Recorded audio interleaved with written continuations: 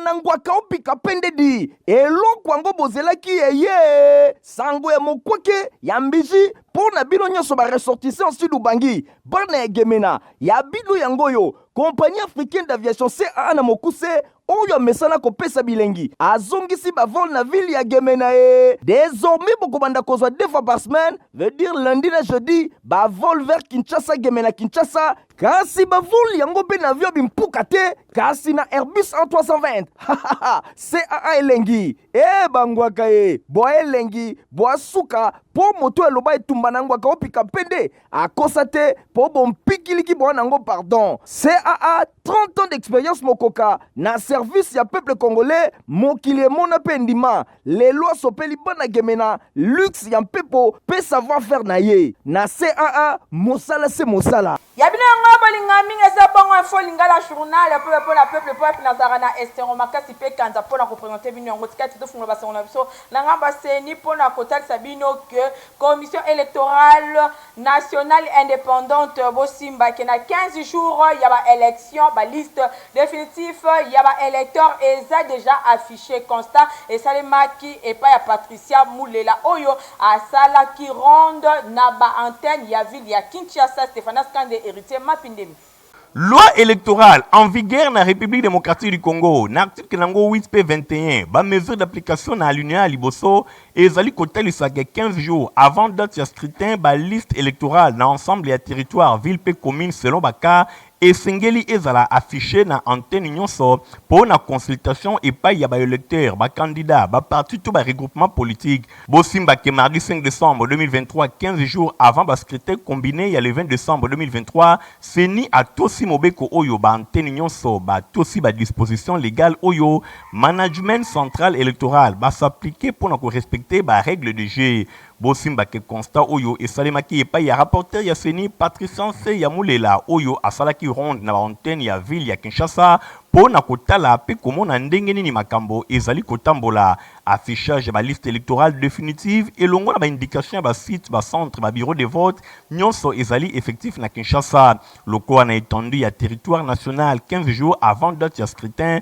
ndenge mobeko ezali kotinda Patricia ya Mulela alobi yango nyonso ebandaki na antenne ya Gombe pai wapi ba liste définitive ya ba électeur ya 5 communes nyonso kuna na Lukunga ezali bongo affiché Gombe, Kitambo, Lingwala, Barumbu pe Kinshasa eza déjà disponible consultation ezali kosalema normalement Patricia ya Mulela a prêtaki oreille attentive et avec explication nyonso oyo epesamelaki ye epai ya chef ya antenne atalisi ndenge nini ba consultation ezali kosalema na chaque commune kuna na Kalamu oyo ba commune ezwami Kalamu, Kasavubu, Ngiringiri, Bandalungwa, Selemba, Opebumbu, Patricia ya Mulela a se plié qui est mon exercice oyo pour vérifier effectivité et affichage de la liste électorale définitive ndenge étape pour ezali crucial pour na ko assurer transparence et crédibilité ya processus électoral na antenne ya limité oyo ezali ko englober commune ya limité ya Lemba pe ya Ngaba nyonso ezali koleka malamu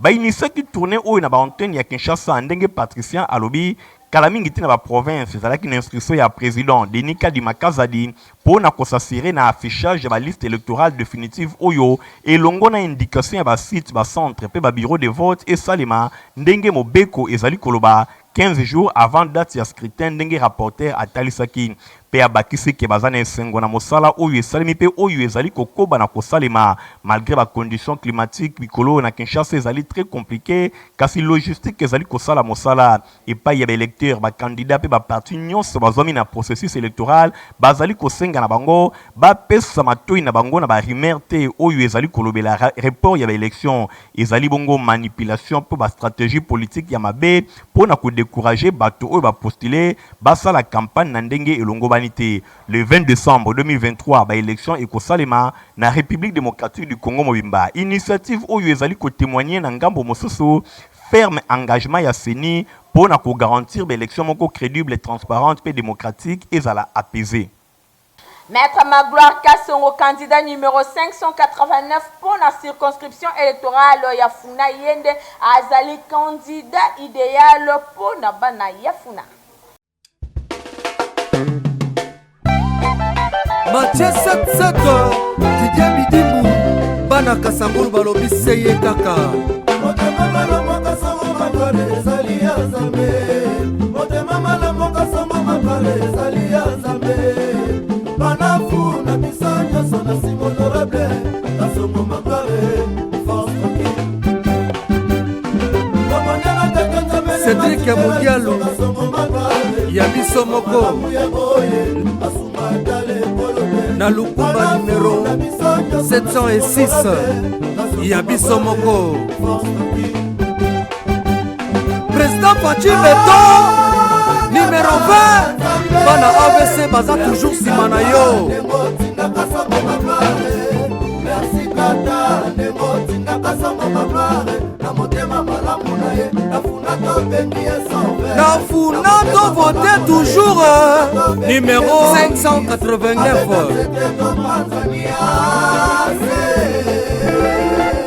Bana Makala Bana Kasavoba Nzambe asaleli biso ndenge tosemaka na losambo Bana Bubu numéro 589 Kasongo Magloire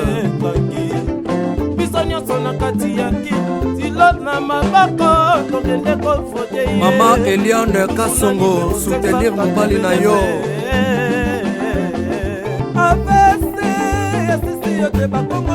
to soutenir Petit Béton numéro 20 Mamuta basamu na makonya muta banga tolula ya biso depite yeyo Kasongo Magloire wakenda abadi yaya Kasongo Magloire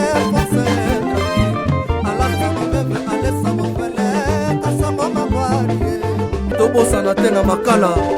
numéro na biso 589 Fachi Beton AVC toujours simana yo numéro 20 balobi topesa mokonzi ya mboka toujours chance aleka lisusu Kasongo wankenda magloire molobeli ya funa Honorable Lebe Mupia asala ba œuvre ebele pona bana ya funa aza kosenga na population ya funa ba pesa lisusu confiance aza candidat na députation nationale na funa numéro nezali bongo 607 pe na provincial na Kalamu aza numéro bongo 117 Nathalie Kela rapenda Domi Bendelo Ngwanza na ba électeur nanga nyonso afuna bo voter ngai honorable Lebe Mupia Florent Bibi Play nazala molobeli na bino na ba institution nyonso ya mboka numéro na ngai ezali 607 pour la députation nationale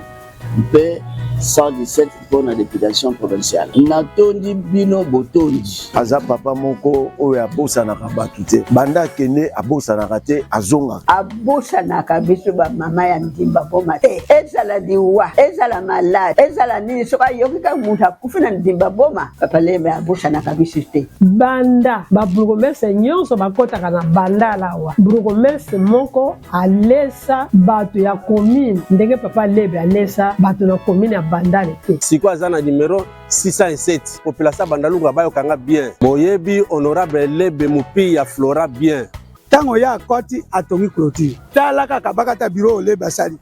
oyo nyonso baide na ye aza moto moko atwa bavoi na bandalunga soki tolobi to bando tanga bolamu ya Lebe tokoriske tolala nzela ya kolanda nde yango oyo numéro 607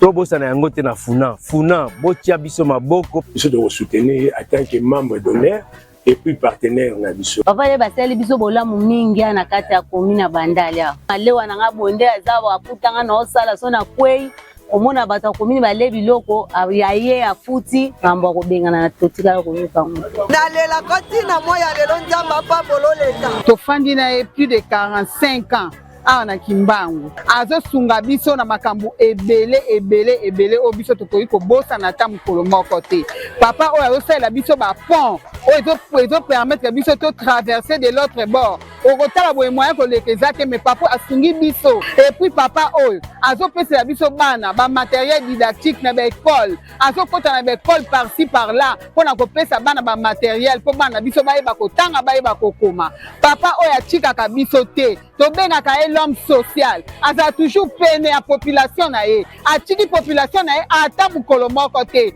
biso nyonso bamama chaque le 8 mars tolataka bilamba ya papa oyo tokobosanaka ye ata mokolo moko te mpo na bolamu na ye yango wana nazosenga na bino bamama bajeune ya funa ya kimbangu bopesa papa oyo maboko nimero na ye na national eza 607 na provincial eza 117 topesa ye maboko papa lebe papa lebe numéro 607 tovote papa lebe mupia molobela makala funa candidat numéro 361 pour la députation nationale ya Moamba mwana mboka Kiziamina Kibila Jean Oscar Asengi bopesa ye confiance.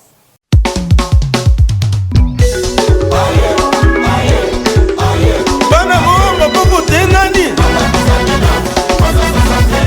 Naniko batata bamama bilenge ya Moamba ezali wabino évangéliste Kiziamina Kibila Jean Oscar nasengi na biso banso to voter évangéliste Kiziamina Kibila Jean Oscar numéro 361.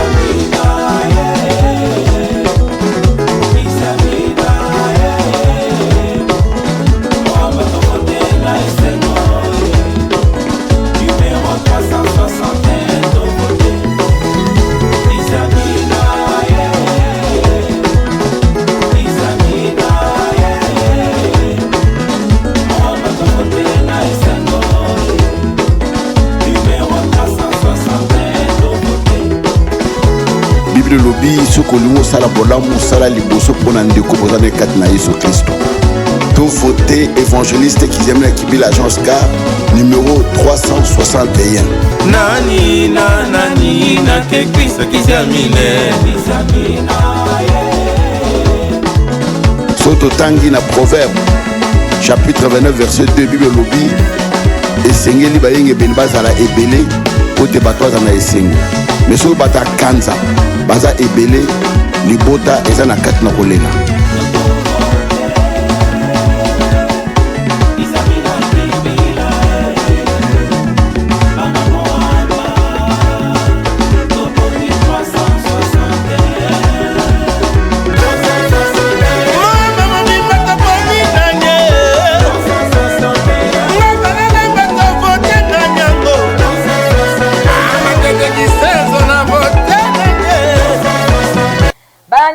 Changu balobi bako voté candidat numéro 663 pour la députation nationale et 198 pour la députation provinciale na commune ya Kimbonseke ezali bongo Dr Alexis Longo Nzongo.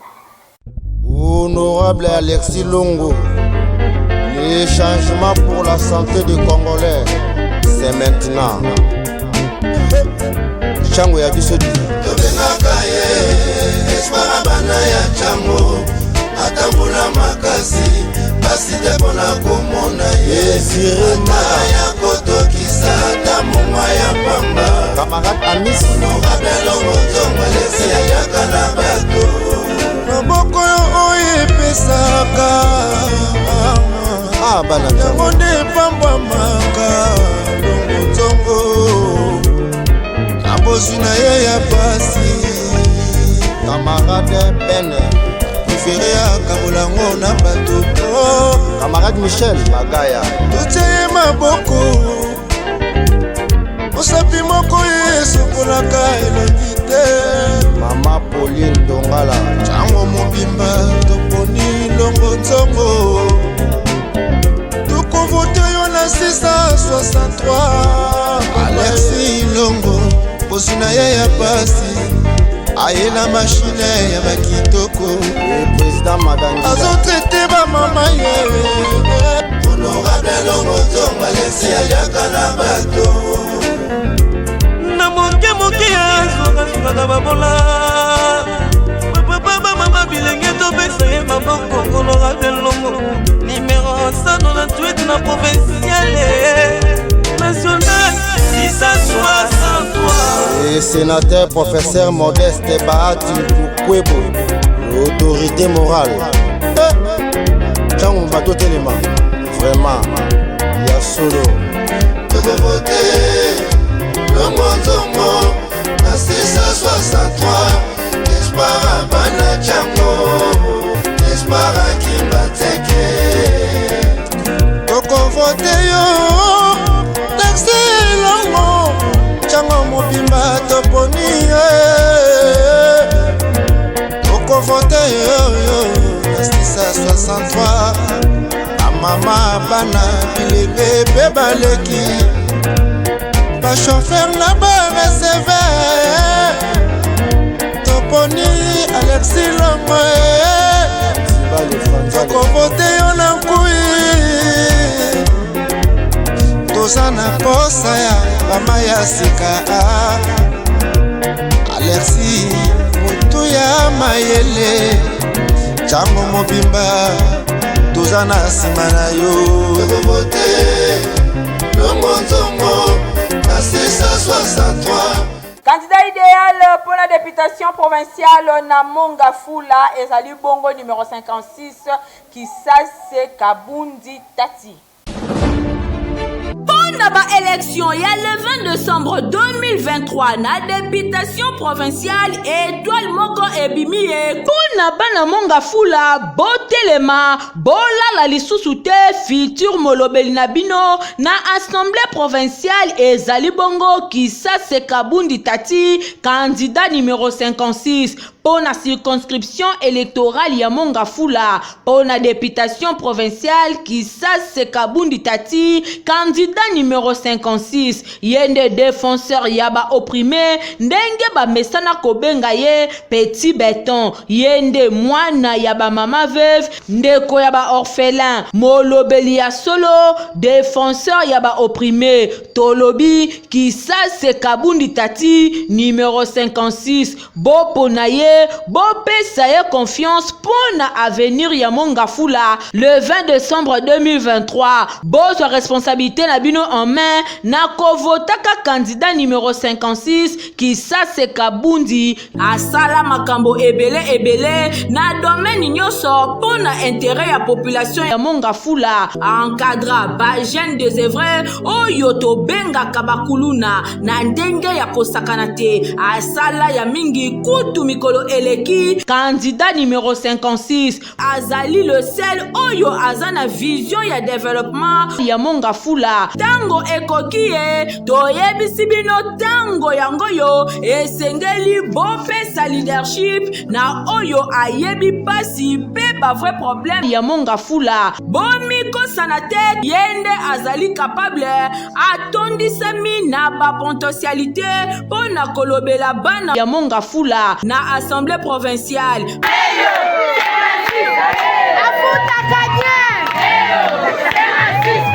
Abundisa insécurité pe phénomène kuluna ya kolobela ezate azana esprit ya développement pe alingi image ya Mongafula engenga yewana mwana na bino ya Mongafula alobi ezali mabele mame biso ndenge toza awa toza force na yo toza barasine secondaire oyo tozali mpona kosimba yo osala wapayoma oza nano elengi politike osala nzambe apesa yo makasi okundela biso. Jeune entrepreneur, candidat numéro 56 Kisase Kabundi Tati, yende azana vision kitoko po Mongafula etombwama bopo na ye bokozala dessus te na assemblée provinciale, yende vrai défenseur yaba opprimé Kisase Kabundi numéro 56.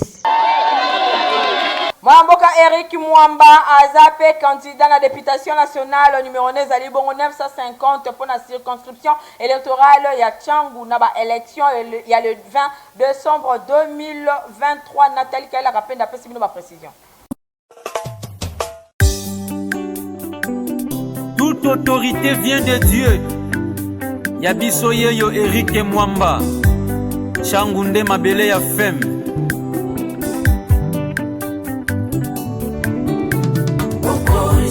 Utaka na Nzambe ne tolongi esepelisaka population yango oyo ezosalema na nzela Erike Mwamba tomoni yango na miso jango kimbaseke malukusele topesa yende maboko oya leloyo tomona molobe na biso ana jangu banyokwami jili masina banyokwami nzamba yokeli biso mawae atindi depite monene na kombo ya Erike Mwamba biso nyonso tovote zele maluku tovote tokonyokama lisusu te wana eza ya solo kozanga koyeba topesa bapaya konfiance baya bazuwa bakenda bapesa biso mokongo nzambe yasungi apesi biso Erike Mwamba topesa ye maboko tokozonga lizozo nsima te ntango mabele ya fem topona malobe na biso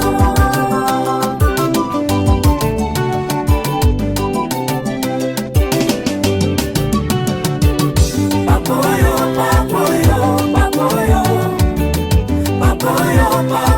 motema malamwe papoyo aza mwana ya Kongo tokovote Erike totoyebiye malamwe tokovote Erike aza mwana ya Changwe bana nyonso ya matete baponi na bango candidat numéro 21 pour la provinciale pesa 26 pour la communale ezande Mutombo Kabamba Noël oyo baza kobenga ye maboko pete Zombo oba les Congolais, tout faut te pendant les lots, mais total à lobby. Donc on l'a mis sur Koya, Azui, Bafoua, attendu si pour Chakimi. Ça me pas là la kate, y'a qui se député, mon ponami et Abimi. Noël Mutombo Kabamba, nous finissons comme ma tête mobimba. Azana Fondation, Foma Kesungi, jeunesse mobimba. Eh, bisoto poniye, yeah, Moutako fote ça y est, bisoto poniye, yeah, Moutako bime ça y est, Zoua, ma boko pete. Ma boko pete, yeah, ma boko pete, yeah, ma boko pete, ma boko pete. Ona katina biso to poni nanye, yemo pona e. Ona katina biso to poni nanye, yemo pona e. Kana poni na ngai ya no wele, ya no wele, ya no wele. Numéro 21. Yéné papa député, député, yéné papa député, député, yéné papa député, député, yéné papa député. Papo ya asunga atalate, papo ya akaba atalate. Allez papo ya asunga atalate, allez papo ya akaba atalate. Soki otali Adele, otali Aksene, otali Mutombo, bilongi na bango ya famille. Soki otali Mutombo, otali Fati, otali Eloye, bilongi na bango ya famille. Iolela mama iolela mama iolela mama bilongi na bango ya famille. Maboko pete, maboko pete.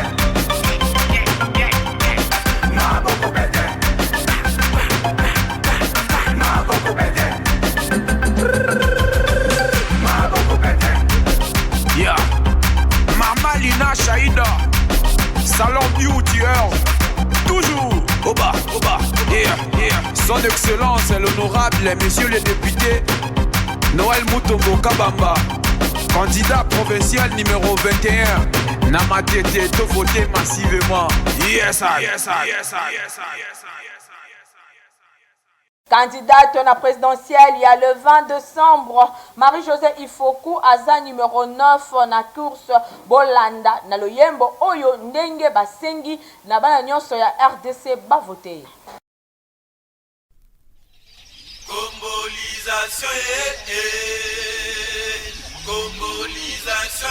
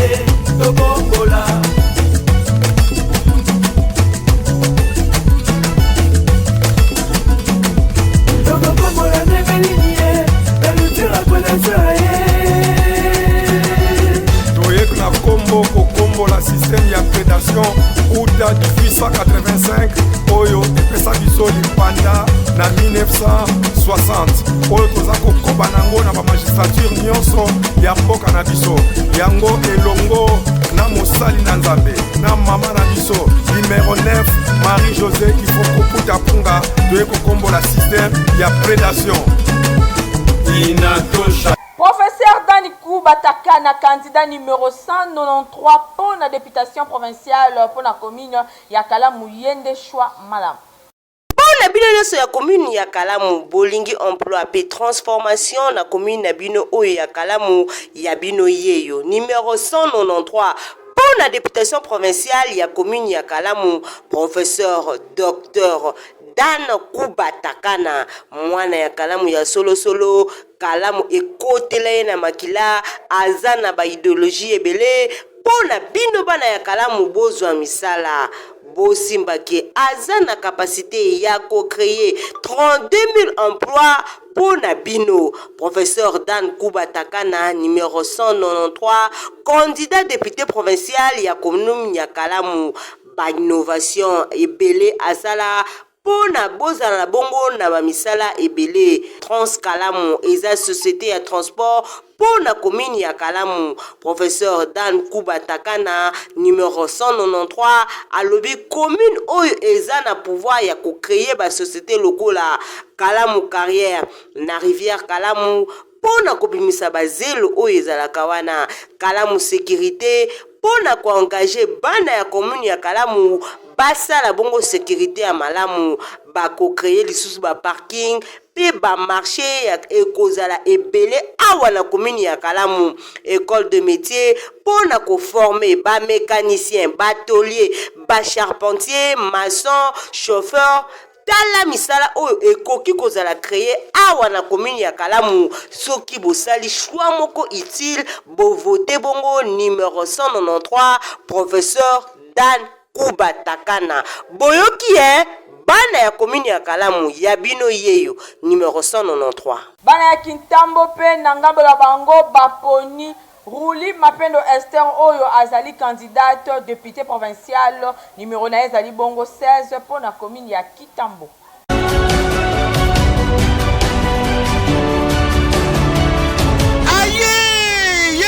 Rouli Mapendo Esther Oyo aye kopesa solution na ba problème ya Kintambo bana Kitambo tala ya bino molobeli yeyo Rouli Mapendo Esther bon voté ye azali bongo candidate député provincial numéro 16 pe na municipal numéro 49 la reine de Kintambo ba problème nyonso ya Kintambo oye umelitango molai ezui solution grâce ya Rouli Mapendo Esther tala Kintambo ezali kaka na molobeli moko yeyo Rouli Mapendo Esther oyo azali bongo numéro 16 na députation provinciale pe numéro 49 na municipal yo ozali mwana Kintambo komikosa na yote kanga ba numéro oyo malamu numéro 16 na provincial pe numéro 49 na municipal tala mutoye na ba solution ya problème ya commune ya Kintambo yeyo mama Bopeto Kintambo telema Rouli Mapendo Esther oyo azali bongo vrai natif ya commune ya Kintambo commune ya Kintambo yebi ya kitoko.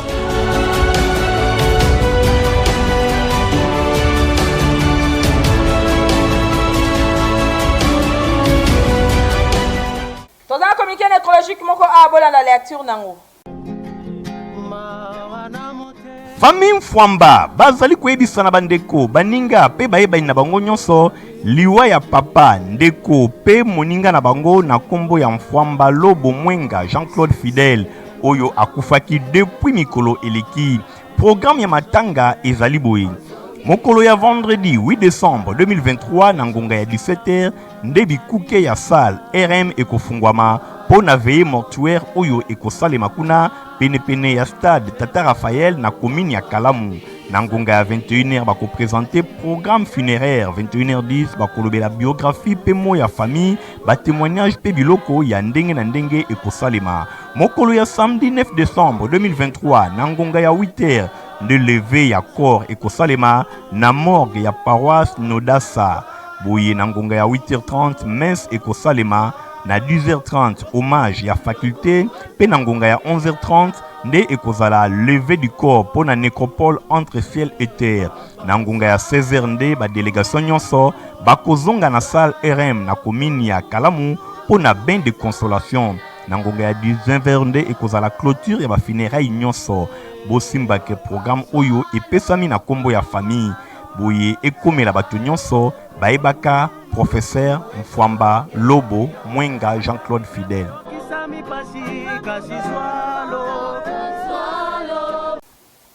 eyoni nasilaka te journal pepe na pepe yango oyo ekomi na suka. Merci na ndenge bozalaki ebele mpe bopesa biso confiance mpo na kolanda basango na biso boyebake na nsima caméra tozalaki bongo na iganting montage esimbamaki na Fabrice Lundombi. Journal pepe mpo na pepe ezalaka supervisé epai ya héritier mapine bandeko botikala malamu. Au revoir.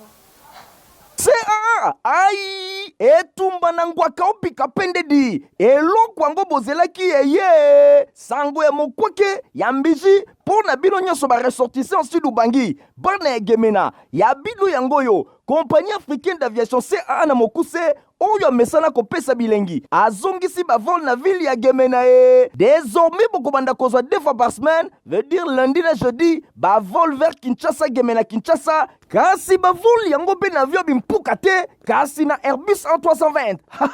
CAA elengi e bangwaka e boa elengi boa suka po moto eloba etumba na ngwaka opika pende akosa te po bompikiliki boa nango pardon. CAA 30 ans d'expérience mokoka na service ya peuple congolais mokili emona pe ndima lelo asopeli bana Gemena luxe ya mpepo pe savoir faire na ye na CAA mosala se mosala.